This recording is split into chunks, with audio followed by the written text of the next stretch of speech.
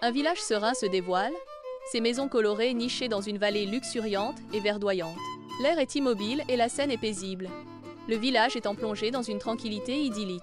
Les villageois vaquent à leurs occupations quotidiennes, leurs mouvements subtils se fondant dans le décor paisible du village. À l'intérieur de la boulangerie, Marie pétrit la pâte avec passion, ses mouvements précis et pleins de vie.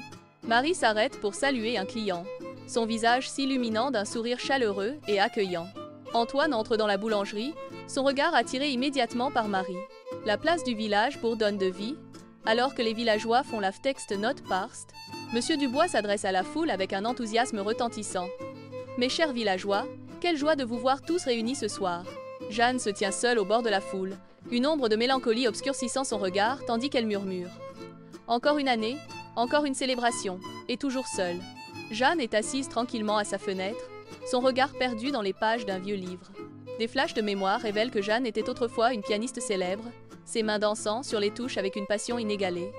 Une tragédie personnelle a forcé Jeanne à abandonner sa carrière chérie, la laissant hantée par ce qui aurait pu être.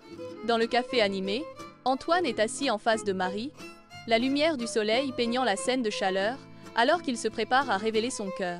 Le souffle coupé, Antoine avoue « Marie, je dois te dire quelque chose, je suis amoureux de toi. » L'expression de Marie change, un mélange de surprise et d'appréhension obscurcissant ses traits, alors qu'elle répond « Antoine, je suis flattée, vraiment. » Mais, la voix de Marie tremble alors qu'elle se prépare à révéler son secret. « Il y a quelque chose que tu dois savoir sur moi.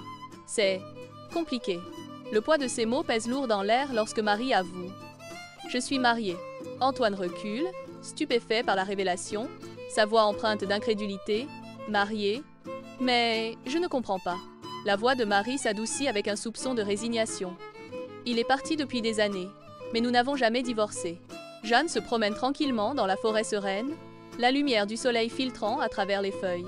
Au milieu des arbres, Lucas se tient debout, tirant son archet sur les cordes de son violon. Jeanne fait une pause, profondément émue par la mélodie, un plan secret se formant dans son esprit.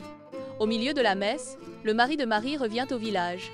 Marie est figée sous le choc, son visage est un masque d'incrédulité et de confusion. Antoine observe la scène se dérouler, sa déception palpable. Sous le manteau de la nuit, des flammes jaillissent, projetant de longues ombres sur la place du village.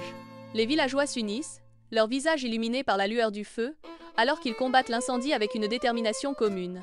De sa retraite isolée, Jeanne émerge, attirée par le chaos, prête à guérir avec sa musique. Alors que Jeanne joue, la mélodie du piano s'élève au-dessus du vacarme, apaisant les esprits des villageois et réparant le cœur de la communauté.